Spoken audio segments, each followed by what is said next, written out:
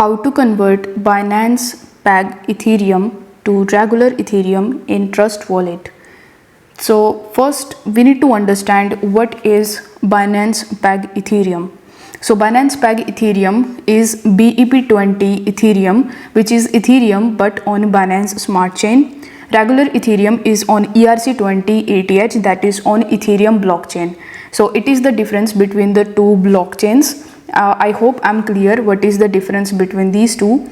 So if you have Binance Peg Ethereum in your Trust Wallet mobile application, then you just have to simply use the search bar in the top and you need to simply search for ETH.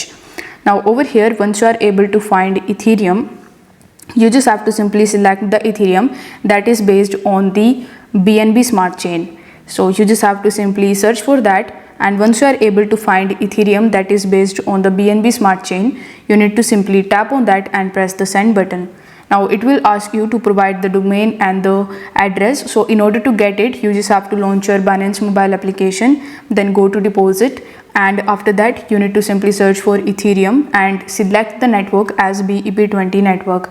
From there you need to copy the address and paste it over here. In the amount, you need to enter the amount of Ethereum that you want to send.